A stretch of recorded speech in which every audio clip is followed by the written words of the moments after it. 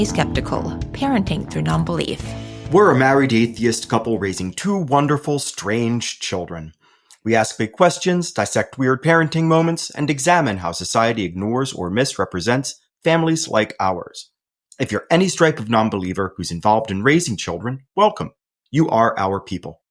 Our kids have heard all our swears, but yours might not have. So be thoughtful if there are young people listening with you. Pops? Yes? So much has happened since we last recorded. Yeah, we went to the No Kings rally. Surprisingly, the headline would read, "Secular family attends pro-democracy rally." I know, so shocking. And a stunning development. But yeah, I don't think we've recorded since the boys finished school. Mm-hmm. Which Doing is great so far. Yeah. Went to Pittsburgh. That was fun. The Andy Warhol Museum is surprisingly kids-friendly. Yeah, all the bridges. Yeah. And the kids are at their first camp. Mm-hmm. Where they are being exposed to more Judaism than they ever have before. Yeah, wasn't entirely sure until the day before that exactly how much that was going to be the case. Yeah, there's a lot. Yeah, they're doing like Israeli dance songs and there's prayer before meals. Yeah. Very interesting. We sort of front-loaded the situation by talking about, how cool it is, how much of an interesting opportunity it is for them to at least like cursorily get in touch with that part of their family heritage. There's obviously no expectation beyond just simple polite participation. If they don't understand, they can ask, or they can simply stay quiet respectfully and just watch what other people do. Yeah. Just an interesting opportunity. I mean, it's definitely going to make their first like family bar mitzvah probably easier. Yeah, true. Yeah, I mean, yeah. Or bot. I think plenty of bot opportunities. I think their first opportunity is going to be bar. Oh, yeah, that's true. That's true. Yeah, but, if we really skip out on some things, you never know. Yeah. We should do that one. Yeah. I know. I think so. So yeah, that it was just like that was a lot for 3 weeks. Quite a bit. Yeah. And I wanted to check in on what we were talking about last time with guns. Yeah. Because a lot has happened on that front. One, I talked with the boys in proper, like, living what we talk about, gathering data, not taking for granted what I believe to be true. I talked with Reader about this, and he has changed his interest in wanting to learn how to shoot. So what I've done in that moment, what I did was discard shooting as a pastime, as a fun skill that we could do together, whatever. And then I looked at what, as a dad, especially now living in a red state where it is more than twice as likely that they're going to be in a situation where there could be a firearm of some sort. Mm-hmm. And I'm just doing that on like firearm ownership by state stats that I've found. That it behooves me as a parent who loves his kids to just work on the safety side of things, which doesn't require like lots of time at a gun range, learning to shoot, like preparing for whatever. It's more just, I want them to be able to handle a gun safely, to be able to move it through space without aiming it at things that shouldn't get shot, how to actually hold it so that way it minimizes its discharge, that they know how to turn the safety on and off, that they know how to, unload it and then clear the chamber. So that way it's more just about if they have a situation or they encounter a situation where there is a gun, first to know to just leave if they feel uncomfortable, to leave the situation, to get an adult's help if they think that's warranted. But if it comes to them moving the thing, that they have the skill to be able to, at the very least, do that or get it out of the situation, or if they need to unload it so that way it's just a paperweight, just basic safety. Yeah. Simply because we live in a place where more people have guns. Mm-hmm. And I just worry, we don't have a gun in the home. We're not going to buy one. That's not the point of all this. The point is that I just worry about their health and well-being. And so I did all that unpacking and sort of pushed my ego about it to the side and looked at what really mattered about it. And then I came and talked to you about it after I'd already done all that work. And it was really interesting how quickly you were like, that sounds like a reasonable enough plan, but at least it's a step, I think, forward as a family, just because I worry about them all the time and I don't want them to get hurt.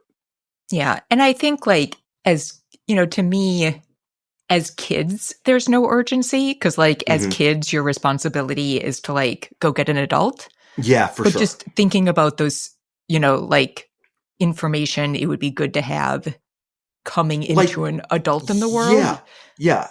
Just can you pick up a gun that somebody shouldn't have, get it, I'm not saying work on gun disarms in Krav Maga, but just move it out of where it is to somewhere safer, away from a person who shouldn't have it, in a way that won't get them shot, anybody shot, and then maybe unload the thing and clear it so that way nobody can shoot it at all. Yeah. I mean, it just stuff like that seems more fundamental to safety. Yeah. And if you guys do that when they're teenagers, that is totally cool with me. Yeah. And they don't have, and it's if they have an interest in shooting when they're older, well, that's something that they can choose to do. You know what I mean? Yeah. I'm not going to, it isn't, for my money, it's not the whole motorcycle thing. No, I don't think going to a gun range to shoot is the whole motorcycle thing. There's you just, in those kind of controlled circumstances, right. You don't it's hear really about controlled, and you can always have support and training. Yeah. But I think gun ownership that's is a different the story. Same as the motorcycle situation. Sure. The stats kind of bear it out that unless you absolutely need to have one based on the circumstances of your life, then yeah, it tends to be a liability just based on the FBI statistics. Yeah. And even if it was completely safely stored, so that there's no chance a child or somebody else could get a hold of it. Even ignoring the chance of a break-in where somebody else, gets their hands on it. I just think suicide stats make it unnecessary. Yeah. Nobody can guarantee their mental health. It's not something you have control over. So, I mean, I obviously can't guarantee my mental health.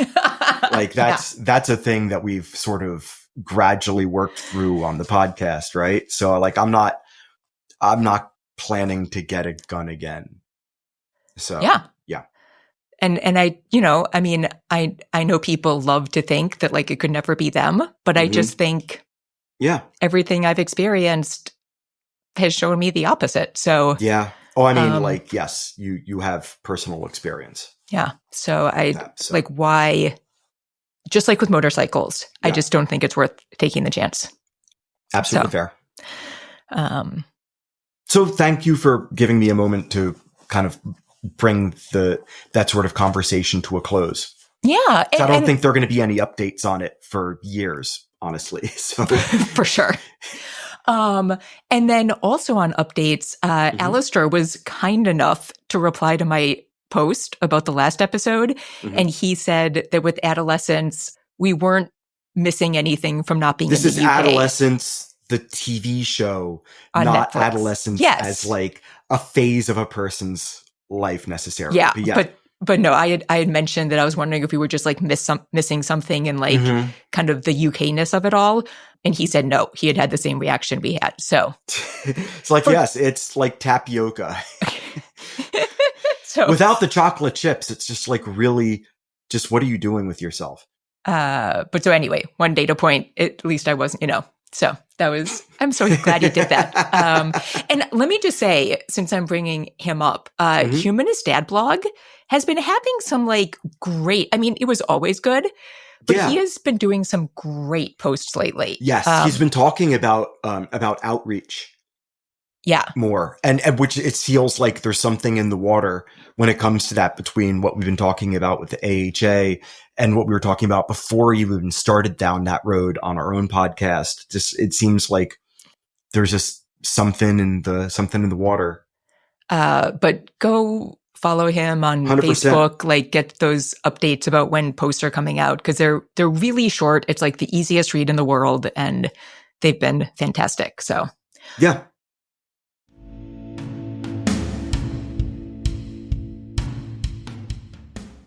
All right.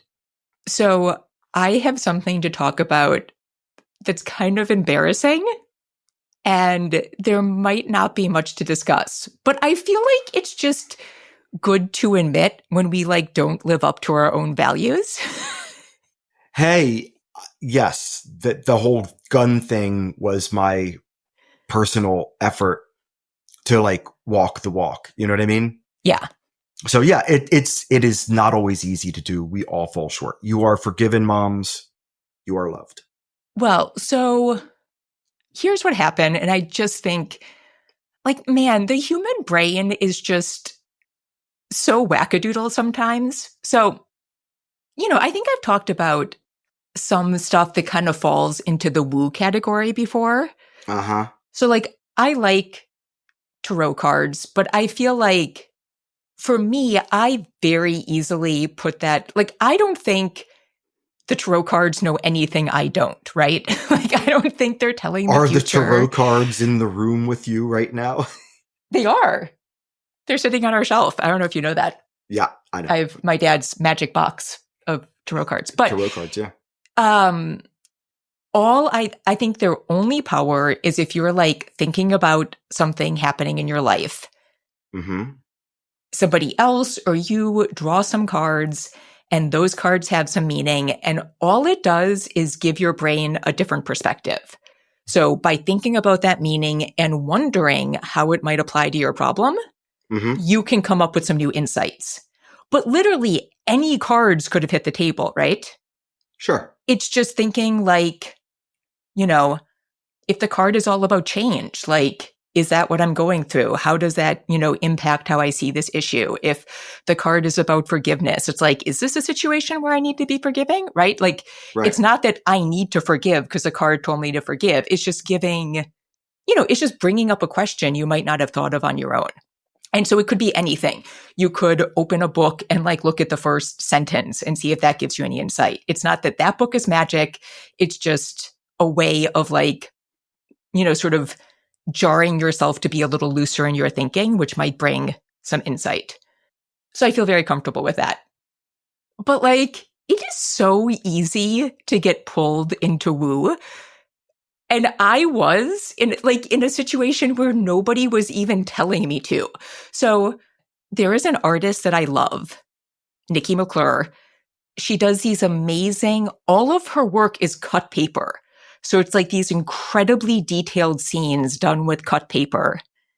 And I almost wanted to bring her up during when we talked about trad wives, because I don't know, she appeared, I don't know, like when I was thinking about trad wives, I've never been drawn in by like the trad wife vibe, but there was a period where I was really drawn in by like the kind of hippie vibe. Sure. And a lot of her images are of like gardening and sewing and farmers markets and like mason jars and sitting around fire pits with people and being out in nature, right? And so there was definitely a period of my life where I was like, oh, that's the ideal. I was like getting overly concerned with like processed foods. I was like reading a lot of stuff. There was it, like I think it's really good to think about like what corporations are doing and how we can like play into that or not. But they've talked about the like wellness to like conservative mega pipeline. Yeah. And there is a level where like if you get too wrapped up in all that stuff, it gets really conspiracy theory-esque. And I was like definitely, there was a period where I was like very close to that. Like there's a guy I still get. Was this? I think when, like during the whole fertility, like when we were trying to get pregnant. Wow, I had no idea you were this close to like, just reading David Avocado Wolf all the time or whatever. Yeah. I mean, I still get emails from a guy who was like recently brought up in the whole like RFK Jr. kind of morass of like joy, totally non-scientific influencers who are just spreading fear. And I was like, oh, he did seem kind of creepy once I looked at things more clearly, but clearly he is like really creepy. So, but I've gotten far away from that. But thankfully, Nikki McClure puts out a calendar each year of her work. And I hadn't gotten it, but for 2024, I got it. And it was like the whole year that we moved. Uh-huh. And it really felt like each month, like perfectly fit the vibe for what was happening. Okay. Like the month where we were like literally in transit, it's like one of her beautiful images and then a word for each month. And so that month was like drift. And it was just like lovely. And it felt like a little like narration of the year. And since each one is so beautiful and the word is always kind of soothing, when everything felt like chaos, it was nice to be like, oh, we're just drifting. It's not chaos. We're just drifting. So I was like, this is amazing. I can't believe how well it sort of like matched my thinking all year long. And I was like, it's not going to do that again, but it's beautiful. I'm just going to get the next one. And then the first couple months of the year, like it really sort of felt the same. And it was helpful because I had some very stressful months at the beginning of the year. Really? And one of the months, it was like an image of a woman looking at a flower that was blooming. And the word was reveal. And it was like, I do think it like matters how we frame our thinking. So instead of being like, oh my God, what's going to happen? I was like, all right, what is this month going to reveal? And it just felt like a more positive way of looking at things. Okay. And then there was another one that was not achieve. I don't know, but it sort of worked the same way for another month. But then I was like, and I kind of like make a point of not looking ahead and like not turning it until the next month. But it was getting close to the next month. And I was really like starting, I don't know if it was like stress, but I'm like, oh God, what is the next month going to be like? Like, what is it going to tell me what the next, and I'm like, wait a second, this calendar does not actually know. Wow. Okay. What my year is going to be like. But I went there so fast. Like it was so easy to get there so fast. I was like, and what it really was is like this month, I don't like the image at all. And it clearly says nothing. And I was like, oh yeah, this is just a calendar. It's beautiful.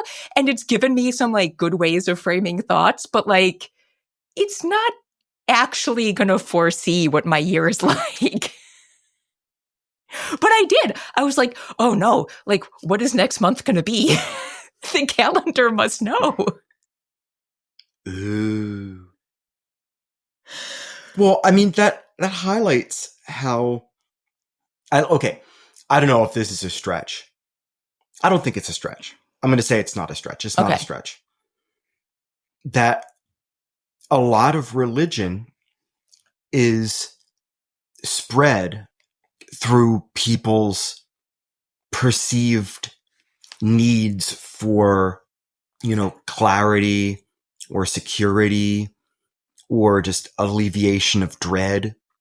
And you were in a place where you felt dread, insecurity, uncertainty, and you reached out for a thing that could potentially give you an answer or give you some sort of guidance. And it's magical thinking. And it's really interesting how you found yourself just falling into magical thinking. But, we look for patterns. We're pattern-seeking animals. And it's not a slight against you. If anything, it just says that you're human and that, we all need to be on the lookout for those moments in our lives where we find ourselves potentially developing, broken heuristics, broken mental shortcuts that we use to make decisions. Yeah. But it was definitely a good reminder of just how quickly that can happen. Yeah. Are you swayed by woo at all? Like, No. is that, no. No, I find it laughable. Sorry. And do you ever get superstitious about things? No. Okay. Not even close. Do you think that might have anything to do with autism? Yeah, actually, I do. I've never seen any studies, but I would be curious. No. I remember. I can't cite it. I would have to look for it again. But when I was exploring my personal qualities vis-a-vis potential autism diagnosis, a while ago, like 18 months ago, it was one of those things like that. The inclination towards needing to define things correctly, to the point where you can almost be seen as being pedantic, just because you want to make sure that people understand you really accurately, because you're afraid that they won't. And that, at least for me, that was one of the sort of correlations in myself. I don't say everybody is like this. Obviously, there's a wide range of these things. And that urgency to want to be like factually based makes it, I think, harder for superstitious stuff to pass the smell test. And again, I can't cite off the top of my head the study that I read, but I think it's telling that even folks like Neil deGrasse Tyson will readily say to the kid in the crowd who asks, do you work with any folks on the spectrum in the sciences? And he's like, so many people that I work with are on or would be diagnosed to be on the autism spectrum because of what the work demands. The deep thoughts, the by yourself, the needing to be correct, the investigation, literally ad nauseum, the categorizations, the gathering of the data, like all of this stuff. Success can be founded on a person's disposition, right? And I think there is something to be said for that correlation. So I don't know, that's something that I'll look up when we're not broadcasting, but yeah, I would tend to agree. This is also based on what I've seen in the YouTube call-in shows that I still watch, and how many folks who run the shows or how many non-believers who call in are on the spectrum and talk about their experiences on the spectrum and talk about the intersection of, how their brains work with how they would characterize their disbelief. And there's a new one you've been watching a lot recently. Which? The one with the guy where he has the picture, like the prove me wrong picture behind him. Well, there are two of them. There's Justin on Deconstruction Zone. I don't think that Justin is on the spectrum, though Justin is a proud father and talks about his kids all the time. So I got that connection. Justin's cool. When he was got his MDiv, went to seminary, all the things, and now he loves to debunk biblical prophecies. Magnificent stuff. But no, I think you're talking about Ian. Yes. And Ian is very much autistic, talks about it, stims with his pen all the time, and is 24. Like he really has a sense of who he is and what he wants to do. And he was in that famous... He was in the Jordan Peterson thing. Right, like Jordan Peterson versus... Had zero answers to what he was asking, basically. And also, Ian would be the first person to say that his autism would lead him to drill down on the nuances of things like language and terminology to the point where it might, like, he doesn't want it to derail conversation, but he values the accuracy in how he communicates and how he expects his interlocutors to communicate, to the point where that he will pause like a dialectic to make sure that, like, this past episode that I'm watching, like, somebody was trying to call the Big Bang an explosion, and Ian was like, but you do realize an explosion is rapid expansion of like a combustion of matter, and that's not what Big Bang is. And then like yes, it was a lot of, we have to say the thing the right way. And, he focuses on philosophical arguments against monotheism, specifically. And yeah, I like watching him just because I am still very new to philosophy and I love learning more about it. I think it's really interesting. And he says things in a way that that are very linear and like algorithmic. Like, he likes modal logic, and I really find myself gravitating towards modal logic, even though I know that modal logic isn't necessarily like the best way to argue in favor of or against a position. It's just like, I just like algorithms and plugging things in and, does this work? But, let's check it, sort of stuff. And he's really good at that. So yeah, so I think that he's a good example of a non-believer, also autistic, who values nuance in language to the point where it can be a detriment to conversation. Yeah, I'll link to his channel, and I'll try to find the clip. Oh gosh, the Jordan Peterson thing was just, I mean, chef's kiss. I can't stand that guy. And it wasn't like, it goes beyond just his anti-trans nonsense. It's like his victimhood, where he quit his job because he had to quit his job. Sorry. I shouldn't make fun of his voice. I don't have the best voice, but he's a problem. Yeah. He can't, like, it was supposed to be 20 atheists versus 1 Christian, but he couldn't define himself as a Christian. He refused to, like, actually allow himself to be, like, pinned down as a Christian in any meaningful way. And so Jubilee, the channel that like ran the debate, whatever, had to rename the debate to Jordan Peterson versus just this pedantic fog. I think one of the atheists said that he likes to retreat into a pedantic fog. And I don't think that anybody has properly described what Jordan Peterson does until that moment. So pedantic foggery. Well, it's just, I don't know if anybody asked, and I haven't watched the whole thing. I've just seen clips of other people covering it.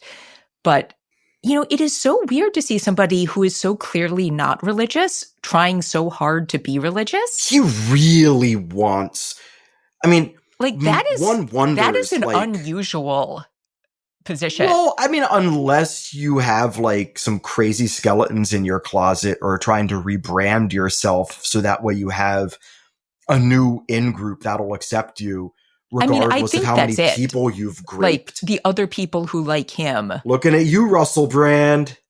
Yeah, but the other people who like him and the kind of people who like him tend to be more on the religious side. So it does feel very... well, because they like hearing people, articulate people use big words in defense of a thing that they themselves have a hard time defending outside of personal revelation. Or look at the trees, or also philosophical arguments that tend to go nowhere. And here's the thing about Ian. The thing I like about him is that he just goes for contradictions. That's where the modal thing comes in, because if you can show something's contradictory, then it's not logical to believe it to be true. Yeah. And so by going after the contradictions in the character versus what we see in the world, it makes it very difficult for people to not fall back on the emotional appeals or their personal experience. And you could give that a person has a personal experience with a god or gods or whatever. You can never take that away from them. And I think it's uncharitable to say that they didn't feel that they're lying. But then it comes down to, why should I also believe in it? If I don't have that personal experience that paints over the irrationality on the philosophical side, why should I? Yeah. So yeah, that whole Jordan Peterson thing was wild. It was wild.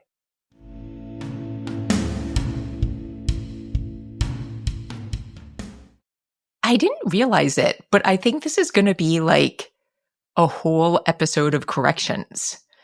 Okay. So I love that I do this after we've done 2 big interviews, but I was thinking, because we were on One Bad Mother and we were on Under the Influence with Joe Piazza, and I've been listening to a couple of other things.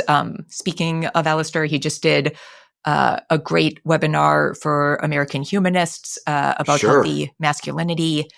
And I realized that I have been saying something, and I often hear other atheists say something when they talk about parenting, and I don't think it's the best way to talk about it. And so I wanted to see if you agreed and to come up with some better language to do better in the future. Sure. So often when I talk about atheist parenting, I say that it's harder. Sure. And I don't think that's the right framing. So off the bat, yes, there are certainly parts of atheist parenting that are harder. And that is true if you live in a community that is not opening and accepting of atheists. Yes. So if that would be my first reaction would be, it can be, depending on how much support you have. Yeah.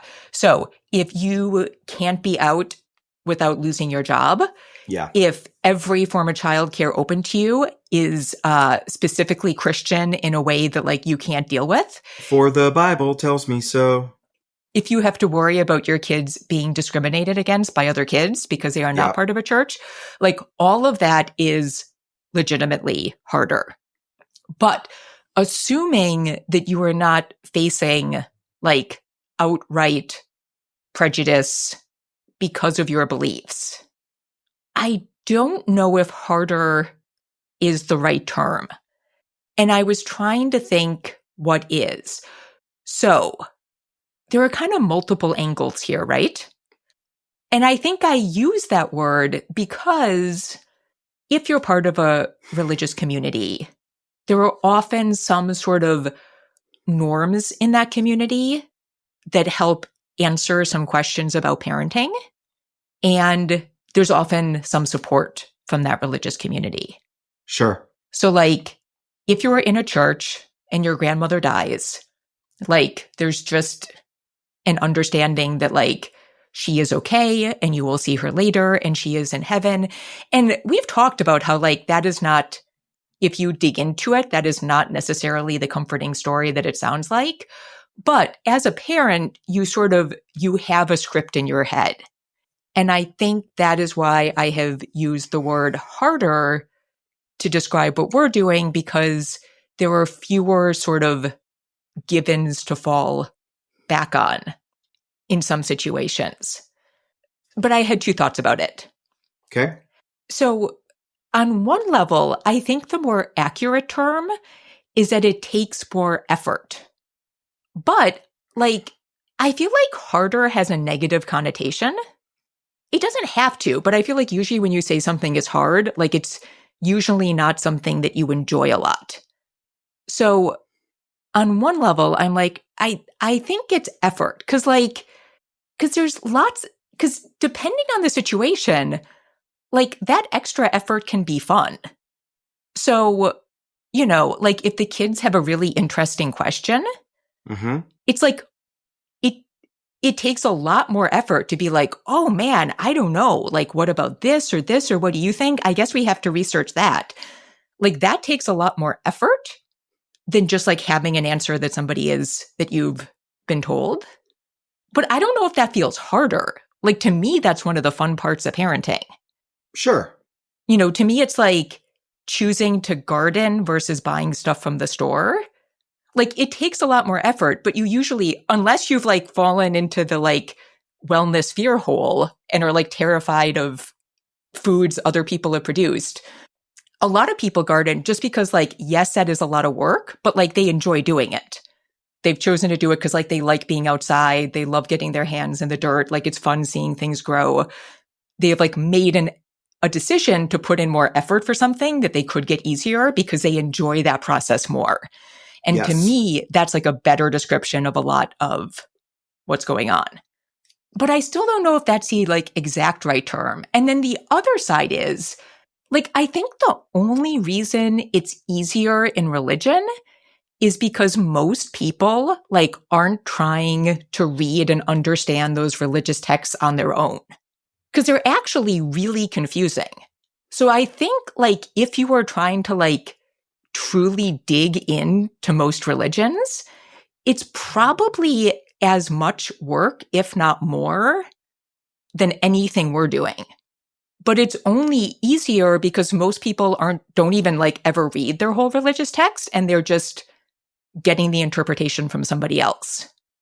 Yeah, that happens, unfortunately. Well, it's not like inherently bad. I mean, like that's how we like. That's how we get. I'm not saying I'm not immune to that. I didn't read all the Bible until after I like started to deconvert. Yeah. I mean, like trying to figure out how to apply a book written so long ago to like life today where everything is different. Like that is not a simple task. No, it's not. So I actually feel like using empathy and like just trying to figure out what helps the most people, without like hurting others is actually in most cases probably a simpler question than to like try to interpret a book written in multiple ancient languages where we're like not entirely sure of the translations or the mores of the time and how they would have been like, do you know what I'm saying? Like I think on that, like if you really dig in, like I sort of feel like the effort levels are actually equal, if not more difficult on that side. Sure.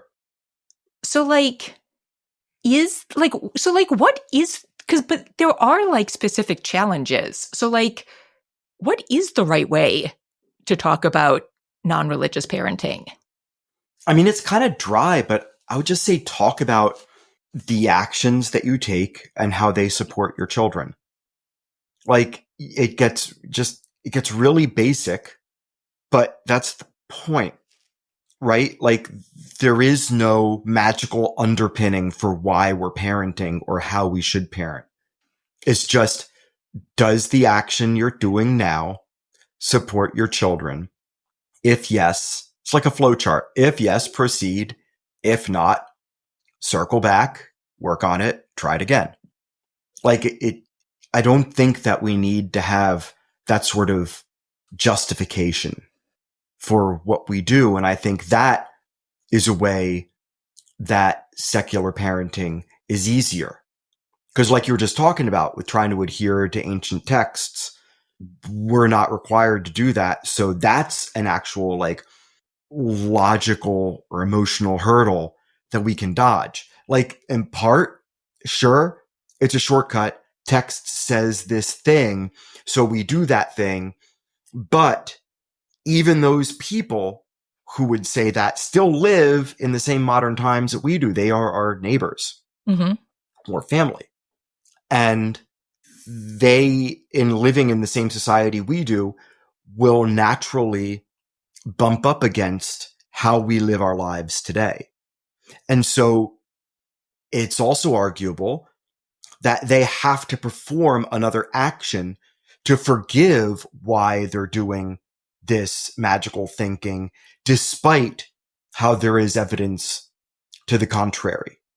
Like, I don't know how the brain works, but I don't think that we should dismiss out of hand the possibility that it does take effort to poo-poo, paint over, or otherwise try to vanish things that are literally in your life staring you in the face.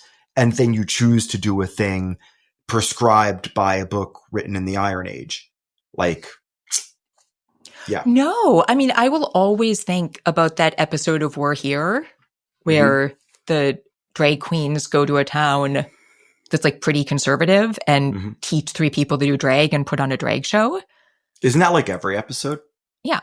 I'm explaining what the show is. I thought you were being specific. No, I'm explaining what the freaking show is. Yeah, so I love We're Here. I think in one of like the first episodes, one of the women who does drag is doing it because she alienated her daughter when they came out because her church told her to and felt so bad and had like not figured out a way to apologize or like show her remorse to her daughter.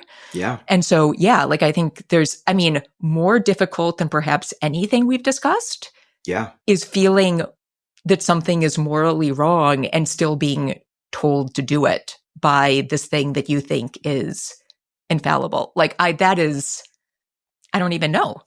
That would be profoundly difficult. What it was for her, and like she was really hard on her sleeve the entire episode. Yeah. And it was really commendable, the work she'd put in to get to that point. And then to be like recorded going through that last stage of her turning around. I was going to say come to Jesus. That seems a little on the nose, but her turn toward empathy, it was just really marvelous to see. I like that show a lot. I think that show has, like Queer Eye, it's June. You guys got time. Binge it all. Yeah. Spoiler alert. I'll say when to skip ahead. But that show taught me something important because, there's been so much talk about how like, trans people detransitioning and how that must mean that they like regret ever having transitioned, yada, yada, yada. One thing is most people who talk about detransitioning, there's like 2 people who work the like conservative Christian talk circuit who detransitioned. And I'm sorry. Isn't the regret rate for knee surgery like an order of magnitude higher? It's like most surgeries have a 10 to 15% regret rate. And I think for the best that we've seen so far, the regret rate is like 2%. Exactly. Whatever. It's something like, absurdly low. I'm sorry that those people feel like they made a decision that wasn't good for them. But now they're grifting off of it. So yeah, gross. Well, it's exactly. But like on that talking circuit, it's really like 2 people. So just be careful if you hear somebody, like their story may very well be true, but it is not statistically significant. Sure. But one of the drag queens in We're Here in the final season decided to retransition. Yeah. And they had been transitioning and stopped, not because they regretted that decision, but it was just too hard. Yeah. It was just too hard. They didn't have the support. The world is not set up for trans people. No, people And it suck. had nothing to do with that not being their truth or not being what they wanted, but they just couldn't. And like it deeply impacted their lives. Like the fact that they detransitioned, it led to like a lot of emotional stuff. I think they had some trouble with drugs and alcohol, like a lot of things. And it was actually in that final season, one of the people they worked with was somebody who had transitioned like way later in life. And they got along so well. And, she basically was inspired. Like, yeah, I don't like, I remember wonderful. that I was like, somebody's cutting onions in here. Yeah. But like wonderful that she was able to finally live the life that she wanted. But like, I don't want to wait. Right. And so began the process of transitioning again. Yeah. So just like truly learn something, because I will never forget that. And so when you hear statistics about detransitioning, like just knowing that there are a lot of reasons for that don't necessarily have to do with, I am not trans, this is not my identity, but all sorts of other outside forces. But yeah, super difficult. So I don't like, and I know what you're saying, but like, we've been trying to talk about humanism more. And I think different topic, we're not going to get into it now. Like, I do think humanism needs like a pithier explanation of humanism, because I still don't feel like I've nailed it. How about people first? Yes, but like, but more than that. But anyways, but I do feel like for talking about humanism atheist, for humans. But, like, what is the like easy to understand like soundbite for why we want to be talking about atheist parenting? Are you asking me for a soundbite? Sure. Okay. Like, if it's not that it's harder, it's necessary. Like, yeah. How many more people every day leave religion, or even just without leaving being theists? Because you can be a secular person where you don't follow a religion. And you could live a very secular life and not give up a God belief. It's when you join the book club and you have to stick to the book club, and the only book you read in the book club is the one book. And if you don't live your life by what is said in the book club, then you're kicked out of the book club and you lose your circle and your support and potentially get ostracized by your family. Like, that's the problematic thing. So I think that it isn't even about atheist parenting. I think it's secular parenting, because that's where the biggest divergence from religious parenting is. It isn't atheist. It's actually secular, because of all those reasons. I would say that secular parenting is important to talk about, because even if you are a religious person, you might find yourself diverging from your religious community. And wouldn't it be nice for everybody to have support outside of the circle they find themselves in right now? We are humans. We are pro-social. We all need help. And that just because we don't have a religious community doesn't mean that we can't have a community. Yeah. So I think, yes. And I think we've talked about before, there are just not a lot of people vocal about it. So yes, showing that there's community. But I was also thinking, like, the joy of secular parenting is that, you kind of have the opportunity to draw from and learn from everything. Sure. And so it can be nice seeing other people doing that to like get more ideas of where to gather information and maybe integrate it. Yeah, it's data driven. It's like the 7 tenets of the Satanic Temple. Yeah. I mean, like, you don't have to like worship Baphomet or whatever, but just on your own, challenge you, go read the 7 tenets of the Satanic Temple and highlight all the times that you disagree with them. I have a very difficult time highlighting anything. And I'm not going to join the Satanic Temple, but that doesn't mean I can't look at what they say and say like, yeah, it's better than the 10 Commandments by an order of magnitude. I don't know if you can get away with it, but all these places that are requiring teachers to post the 10 Commandments, I feel like the best thing to do would be to post as many tenets, like put them up, but then put up like all the tenets of as many religions as you can find. Sure. And have like a wall of beliefs and like put the Satanic Temple one up there. Cause well, it's not no, it isn't about the religion. That's the thing though, to cut you off. It's not about the religion. It's the fact that they think that it is framed in our like founding documents, that the founders were Christian, even though they weren't in any way Christian in the way that these weirdos are. That it's about the Christian thing. It's not about the, religion per se. Right. It's very specific.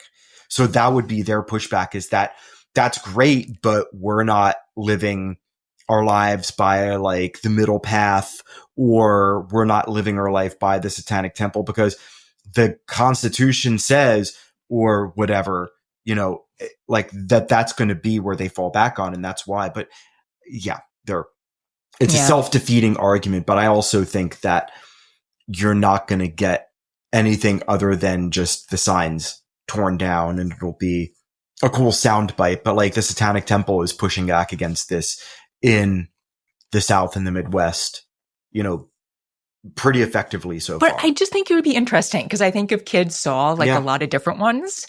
Sure. It would definitely spark a conversation that any school administration that would put up the 10 Commandments and think they're justified in doing so, that sort of conversation that administration is not prepared to have.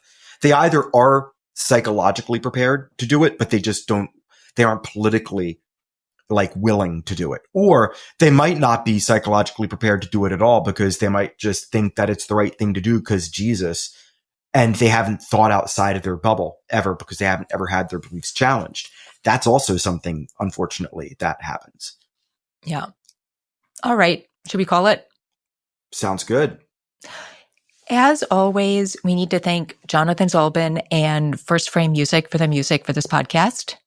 And hereth endeth this episode of The Family Skeptical, where nothing is sacred except for our kids.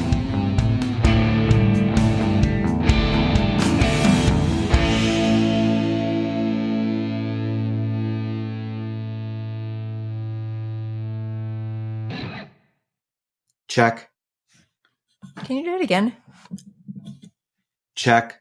Oh, I just have my volume turned down. That'll do it.